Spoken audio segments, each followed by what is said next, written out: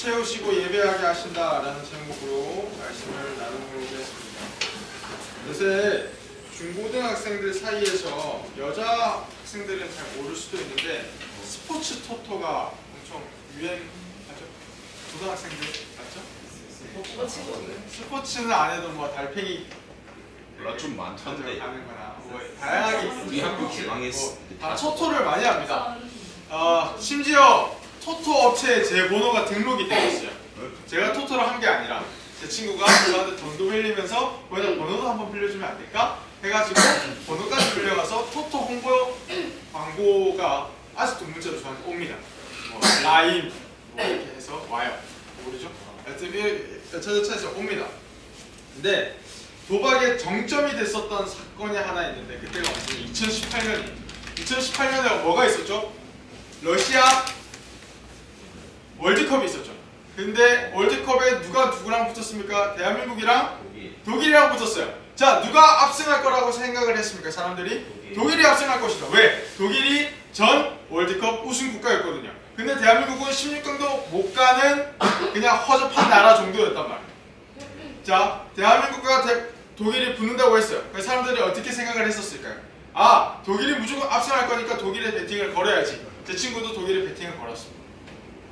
근데 대한민국이 이겼을 때 배당금이 얼마냐? 58.6배예요. 즉 쉽게 얘기하면 만원을 베팅을 하면 얼마를 얻는다? 58만 6천원을 얻는 거예요. 대단한 거지. 10만원을 그냥 재미삼아 대한민국에 한번 10만원 넣어볼까? 10만원 넣으면 얼마나 나온다? 586만원이 나오는 겁니다. 자, 500여보다 더 위대한 기적까지는 아니지만 그래도 어마어마한 기적이죠. 자, 근데 제 친구도 그리고 많은 사람들도 상식적으로 대한민국과 독일이 붙는다 했었을 때 누가 이긴다고 생각을 했다고? 독일이 이긴다고 생각을 했다. 자, 그래서 독일에 베팅을 했는데 대한민국이 이겨버렸어요. 2대0으로 이겨버렸네. 자, 놀랍게도 무실점으로 이겨버렸어요. 많은 사람들이 후회했습니다. 아, 대한민국에 베팅할 걸. 자, 여러분이 만약에 그 상황이었다면 여러분들은 어떤 반응을 보이시겠습니까? 아, 대한민국에 걸었으면 얼마나 좋았을까? 이번 한 번만은 애국 시민이 한번 되어볼 걸 이라고 만약에 생각을 하셨다면, 또는 대한민국에 베팅했으면 좋았겠다라고 생각한다면 여러분은 욕심의 사람입니다. 여러분은 욕심이 가득가득한 사람입니다. 도박을 하라는 말이 아니에요. 모든 인간은 욕심이란 게 있습니다. 모든 인간에겐 욕심이란 게 있습니다. 그래서 계속해서 무언가를 가지려고 하거나 채우려고 해요. 쾌락에 욕심이 있는 사람은 야동을 많이 보거나 술과 담배와 마약에 많이 이렇게 손을 벌리죠. 그리고 성적이나 학업에 그런 욕심이 있는 사람은 그거에 대한 집착이 있습니다. 그렇죠? 그거에 대한 집착이 있습니다. 모든 인간은 다 욕심이란 게 있습니다. 만족하기 위해, 성공하기 위해서 세상의 그 어떤 것을 계속해서 채우려고 하고 노력하지만 우리가 살면 살수록 느끼겠지만 그런 것들은 다 부질이 없다라는 것을 알게 될 것입니다. 무슨 말이냐? 만족하기 위해, 성공하기 위해 세상의 것을 채우려고 하는 그 어떤 시도도 다 헛되고 헛되다라는 거예요. 다르게 표현하면 이 세상 그 어떤 것으로 우리를 채우고 만족시키고 기쁘게 만들 수 없다라는 겁니다. 전사님, 기쁠 수 있는데요? 아니요, 순간적인 쾌락일 뿐, 순간적인 기쁨일 뿐 그게 영원하지는 않다라는 것입니다. 이유가 뭔지 아세요? 두 가지예요. 저는 그 두 가지가 참 놀랍다고 생각하는데, 첫 번째, 우리는 만족하지 못하는 욕심의 사람이기 때문에 여러분이 100만원을 번다고 칩시다. 놀랍죠? 그 당시 여러분 당시에 100만원 용돈을 받는다고 칩시다. 30살이 돼도 100만원으로 만족할까요? 아니요. 100만원이 아니라 공이 하나 더 붙였으면 좋겠죠. 한 달에 1000만원. 놀랍다. 1000만원으로 만족할까요? 아니요. 한 달에 1억을 벌었으면 좋겠다. 여러분들 다 그런 생각 하겠죠? 저도 그런 생각합니다. 우리는 채워도 만족하지 못하고 욕심을 내기 때문에 그래요. 두 번째, 그리고 그것들은 언젠가 메말라져 버리기 때문에 그렇습니다. 그것들은 언젠가 메말라져 버리고 다 사라지게 됩니다. 돈이 영원하던가요? 아니요, 돈이 영원하지 않습니다. 사랑이 영원하던가요? 영원하지 않아요. 성적이 영원하던가요? 우리가 죽으면 무슨 소용이 있습니까? 끝장입니다. 그것들은 언젠가 다 메말라져 버립니다. 그것들은 영원하지 않습니다. 인간을 온전히 채우고 만족시킬 수 있는 것은 이 세상의 것이 아니다라는 거예요. 오늘 본문은 굉장한 갈급함과 목마름을 가진 한 여인이 나옵니다. 우리가 함께 소그룹 모임 때 나눴었죠? 누구예요? 사마리아 남자입니까? 여자입니까? 남자야? 여자죠. 사마리아 여인입니다. 사마리아 여인은 남편이 몇 명이라고요? 5명. 자, 근데 이게 현 남편 5명이 아니라 전 남편 5명이에요. 전 남편 5명에 한 명의 동거남과 같이 살고 있는 상태였어요. 자, 많은 학자들이 이 여인은 전 남편이 5명이고 동거하고 있으니까 몸 파는 부정한 여인이다 라고 많이 생각을 했어요. 근데 성경에 이게 기록이 되어 있지 않기 때문에 정확하게 알지는 못합니다. 정확하게 그 여자가 뭐 부정한 여인인지 창녀인지 창녀가 아닌지 그거는 모르는 이야기예요. 그러나 확실한 것은 그 여인 또한 우리처럼 욕심이 있는 인간에 불과했다라는 거예요. 그 여자도 연약했기 때문에 세상의 그 어떤 것으로 계속해서 채우고 또 채우려고 했는데 채워지지 않는 상태였다라는 거예요. 그렇기 때문에 목마름과 갈급함이 있었던 거예요. 사랑받고 싶은 갈급함, 인정받고 싶은 목마름, 상처를 치유하고 싶은 그런 목마름이 있었다라는 거예요. 자, 예수님께서 그 여자를 만나기 위해 사마리아로 가셨습니다. 자, 그 여자를 만나기 위해 사마리아로 가셨다라는 것은 한국이 일제강점기 때 일본에 간 것과 똑같고 지금 한국 사람이 북한으로 간 것과 동일합니다. 왜? 유대인과 사마리아는 그 당시 관계가 매우 안 좋았거든요. 그 당시 관계가 매우 안 좋았기 때문에 유대인인 예수님이 사마리아로 가신다라는 것은 놀라운 일이었어요. 신기한 일이었어요. 그리고 우리의 언어로 따지고 보면 왜? 굳이? 그냥 둘러서 가면 되는 거 아니에요? 라고 할 정도였어요.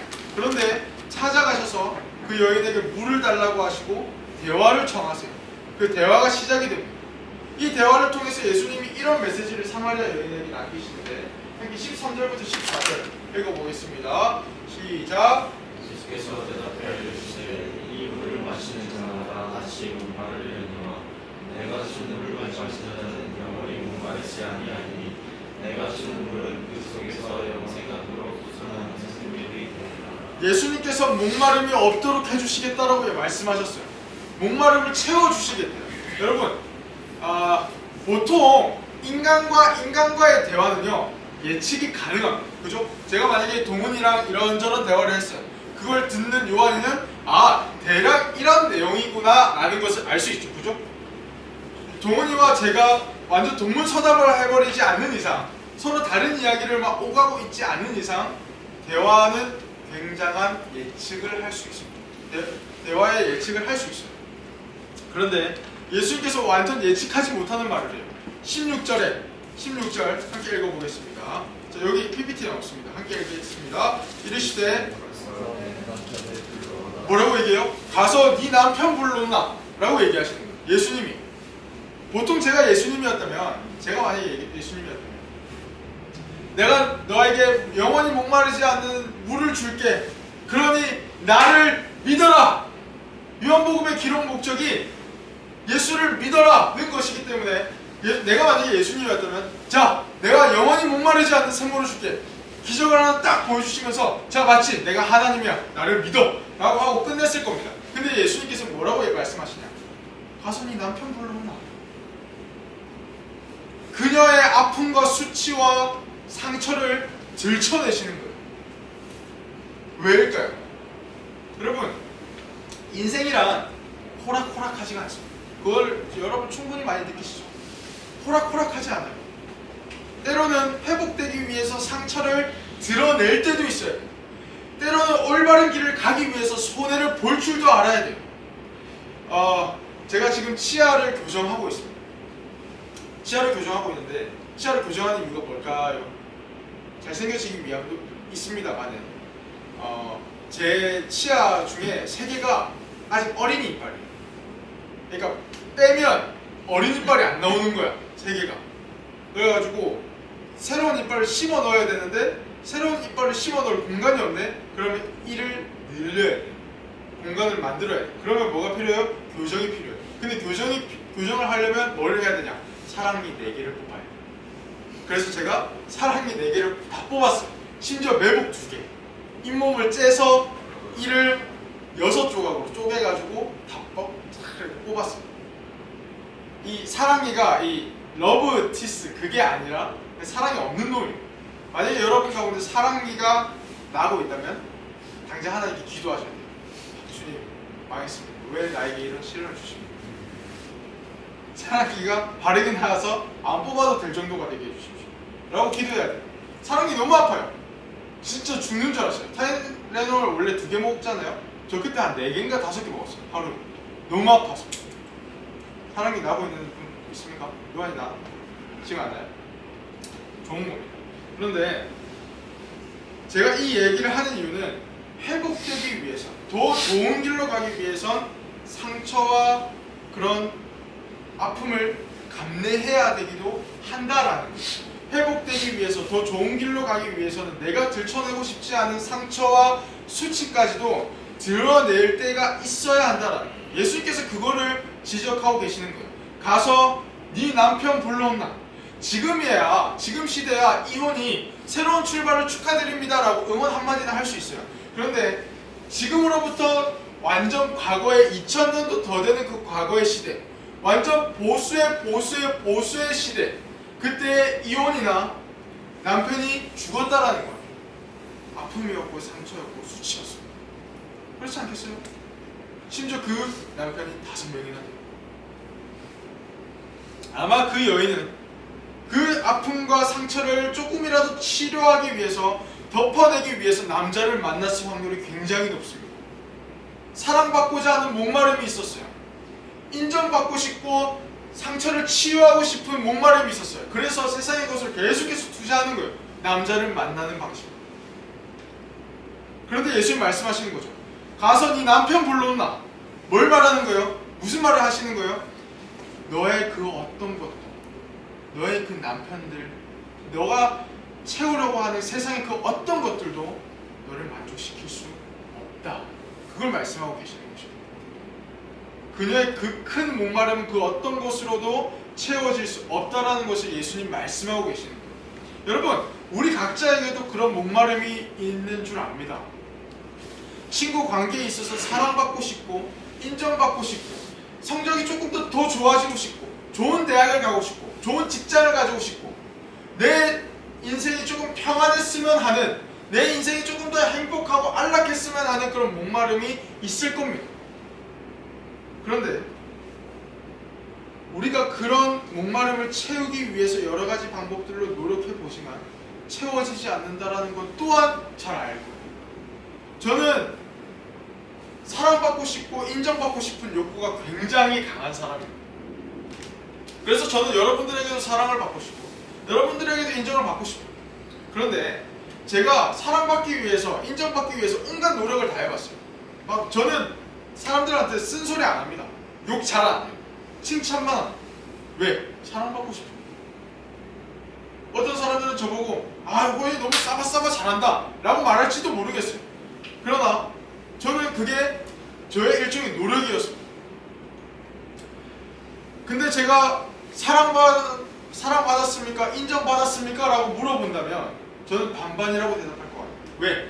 사랑받을 때도 있었고 인정받을 때도 있었지만 사람들한테 내쳐질 때도 있었습니다. 사람들한테 무시당할 때도 있었고 사람들한테 버림당하는 것만 같은 느낌이 있었을 때도 있었습니다. 확실한 것은 내 목마름은 여전히 채워지지가 않았다는 것. 여러분, 우리는 이렇게 연약한 존재입니다. 주님은 이 죄와 연약함을 들추어내세요. 왜? 보라고요. 누가 우리의 목마름을 채울 수 있는 것. 주님이 우리의 목마름과 갈급함을 채울 수 있다는 그 사실을 믿으시길 축복합니다. 자, 잠시 기지개 한번 펴봅시다. 오늘따라 애들이 많이 피곤해하는구나. 내 잘못은 아닌 걸로 합시다. 자, 한번 기지개 펴봅시다. 기지개 펴봅시다. 제가 말하는 방향, 요 방향만 얘기하는 거예요. 요 두 명만 기지개 펴면 돼요. 자, 요 두 명 기지개 펴세요. 기지개. 자, 이어서 갑자기 대화의 주제가 바뀌었어요. 목마름에서 어떤 걸로 바뀌었죠? 예배로 바뀌었습니다. 예배.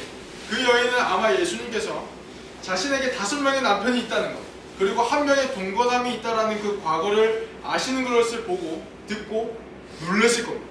저 사람 뭔데? 그래서 뭐라고 얘기하죠? 선지자세요? 다 아는 거 보니까 선지자세요? 라고 얘기합니다.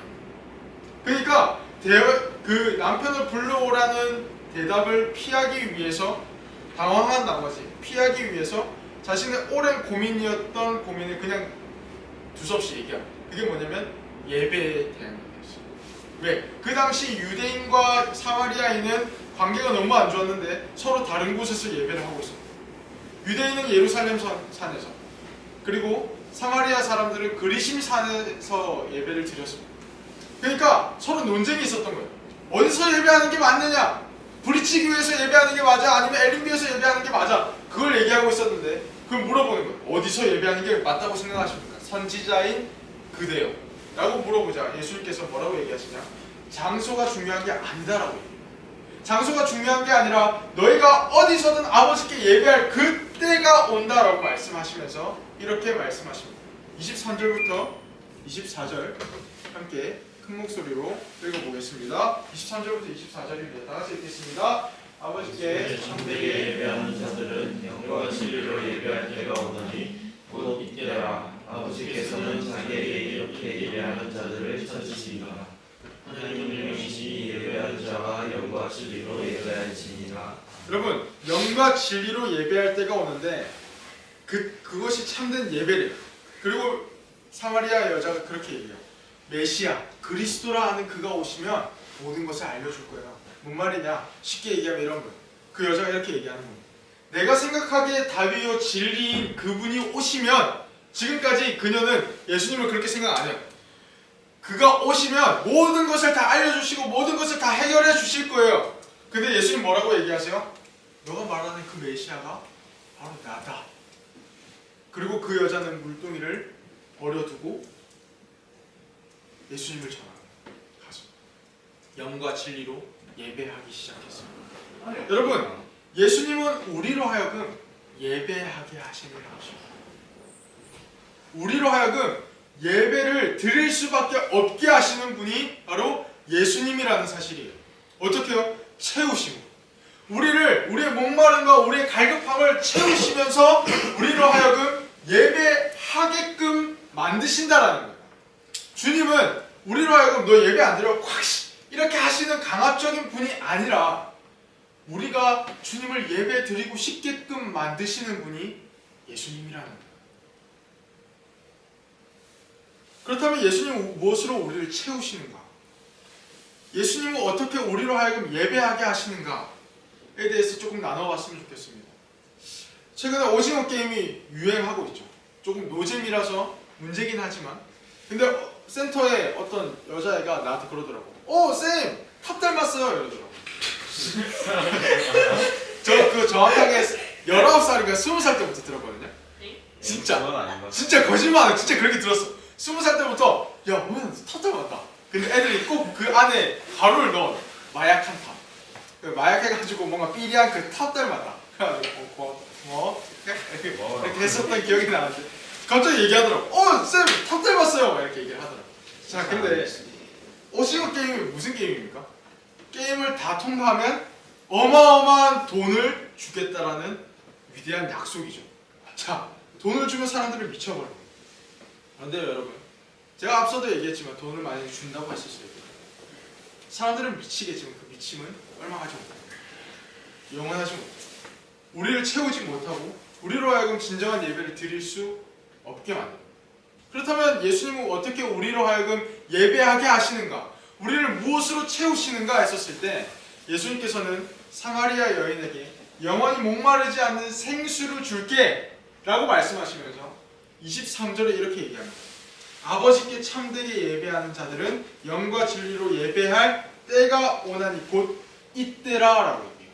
자, 이때, 때를 아는 것이 굉장히 중요합니다. 생수와 이 때를 이해하기 위해서 때를 아는 것이 굉장히 중요한데, 자, 때가 제가 저번 주에 뭐라고 그랬어요? 예수님이 십자가에서 죽으시고 부활하시는 그 때를 얘기한다 그랬죠.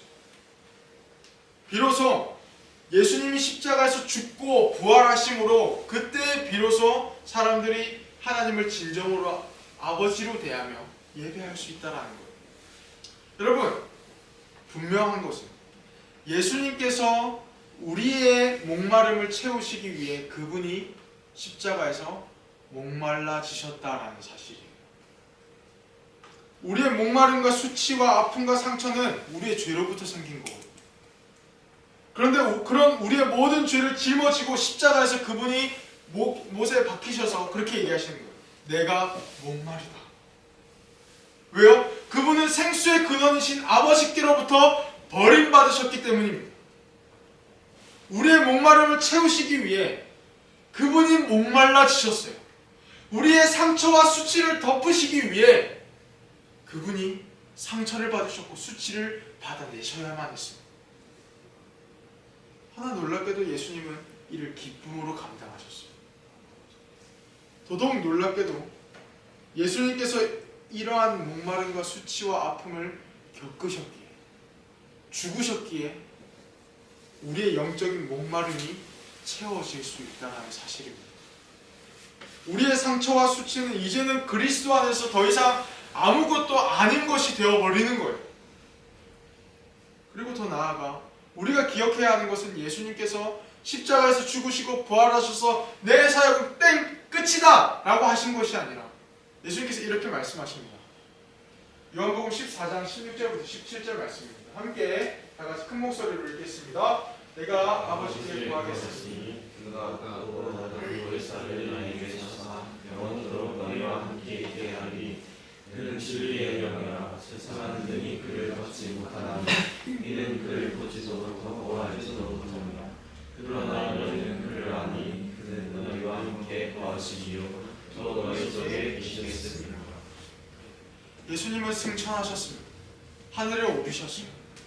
그런데 약속된 보혜사 성령을 보내주세요. 성령 하나님은 우리가 흔히 생각하는 돈과 쾌락과 여러 가지 세상의 것들보다 비교될 수 없는 분입니다. 고귀하신 분이세요. 세상의 것들은 다 고갈되고 메말라져 버리지만 성령 하나님은 달라요. 솟아나게 하세요.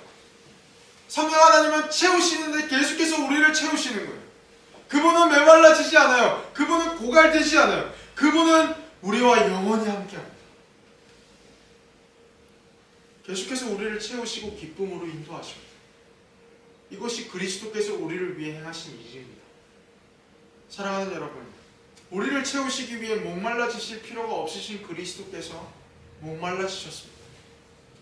상처와 수치를 받지 않으셔야만 하는 그분께서 상처와 수치를 받으셨습니다. 그리고 우리로 예배하기 위해 진정으로 우리를 채우시고 기쁨으로 인도하게 하실 성령을 보내셨어요. 여러분, 부디 부탁합니다. 그리스도가 하신 일과 그리스도께서 하신 일과 그 이유를 알아가십시오. 평생을 거쳐서 알아가십시오. 그때 비로소 우리는 세상의 헛된 것을 쫓지 않고 방향을 돌이켜서 예수를 바라보며 예배하게 될 줄로 믿습니다.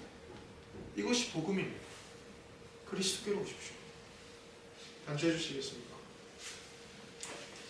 여러분, 우리 함께 24절의 말씀을 다같이 읽어보겠습니다. 24절 다같이 함께 읽겠습니다. 하나님은 영이시니 예배하는 자가 영과 진리로 예배할지니라. 예수님께서는 우리의 예배가 이제는 영과 진리로 드리는 예배가 되어야 한다라고 말씀하십니다. 자, 영과 진리로 드리는 예배가 뭘까요? 영과 진리로 드리는 예배. 많은 학자들의 의견은 다양합니다. 그런데 저는 한 문장으로 이 예배를 표현하고 싶어요. 함께 읽어볼까요? 함께 읽어보겠습니다. 시작! 영과 진리로 드리는 예배는 성령으로 채워지고 그리스도를 바라보며 높이는 예배다. 영과 진리로 드리는 예배는 다른 게 아닙니다. 세상의 것으로 채워져서 주님을 예배하는 게 아니라 생수이신 성령을 통하여서 우리가 채워지고 성령 하나님을 통해 기뻐하고 채워져서 우리를 위해 친히 목말라지시고 상처와 수치를 덮어내기 위해 상처와 수치를 받으신 그리스도를 바라보며 그분만을 높이는 것, 그게 영과 진리로 드리는 예배입니다. 주님이 이렇게 말씀하세요. 아버지께서는 자기에게 이렇게 예배하는 자들을 뭐 한다고요? 찾으신다고요. 우리가 그런 예배자가 되기를 소망합니다. 그렇게 주님께 이러한 예배를 드리며 나아가시길 축복합니다. 우리의 힘으로 예배를 드릴 수 없습니다. 허나 주님은 약속하셨습니다. 그가 또 다른 보혜사를 너희에게 주사 영원토록 너희와 함께 있게 하리라. 성령이 여러분과 함께 하십니다. 성령 하나님께서 여러분의 마음을 채우십니다. 우리의 공허함을 채우시고 우리의 상처와 수치를 덮으십니다. 우리의 미래, 불안한 미래, 우리의 불안함과 두려움을 주님께서 잠재워 주십니다. 그분은 메말라지지 않습니다. 영원토록 솟아날 뿐입니다. 이를 위해 우리 주 예수 그리스도께서 십자가에서 친히 목말라지셨습니다. 그렇게 성령 하나님을 기대합시다. 성령 하나님께 의지하며 나아갑시다. 성령 하나님을 의지하며 주님께 영과 진리로 예배하며 나아가는 저와 여러분 되시길 주님의 이름으로 축복합니다. 여러분, 우리는 이러한 예배를 드릴 수 없는 자에서 이러한 예배를 드릴 수 있는 자로 구원받았습니다.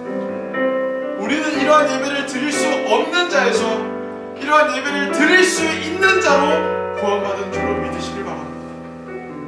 그리스도께로 오십시오. 그리고 함께 주님을 예배합시다. 우리 이 시간 함께 자리에 일어나서 함께 찬양하며 나아갑시다.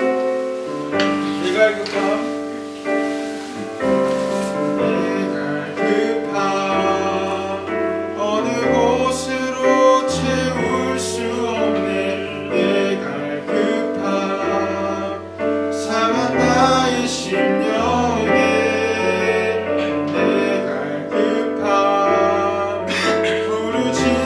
소리 들으소서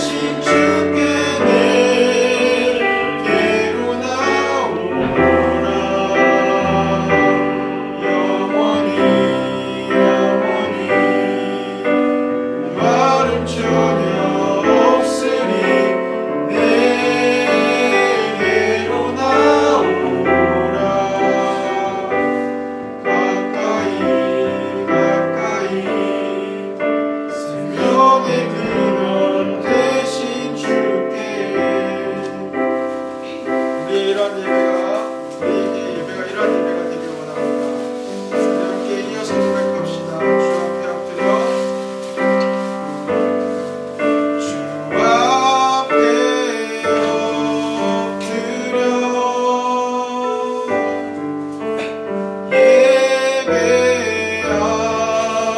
엎드려 온전한 예배 내 맘의 예배 내 모든 것 받기 합당하신 분 주 앞에 엎드려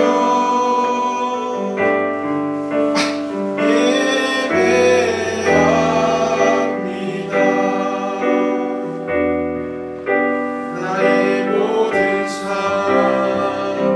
나의 모든 뜻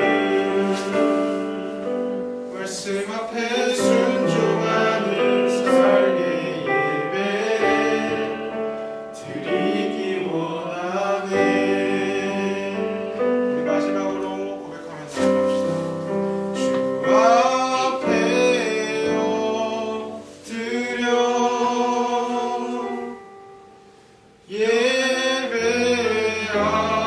예배합니다. 온전한 예배 내 맘의 예배 내 모든 것 받기 합당하신 분 주 앞에 엎드려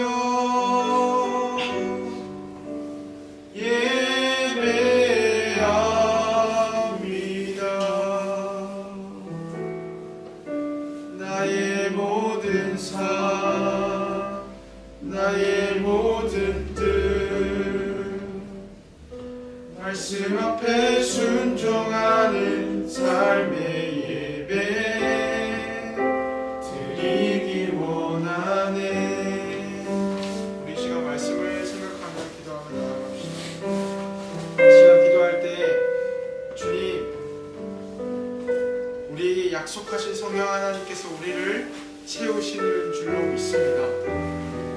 그 성령 하나님으로 채워지며 그리스도를 바라보며 높이는 영과 진리로 드리는 예배가 우리의 예배가 되게 하여 주시옵소서. 주님 성령 하나님께서 나를 채워 주시옵소서. 나로 하여금 만족하게 하시고 기쁨으로 인도하여 달라고 이 시간 함께 기도하며 나아가길 원합니다. 기도합시다. 주님 감사합니다.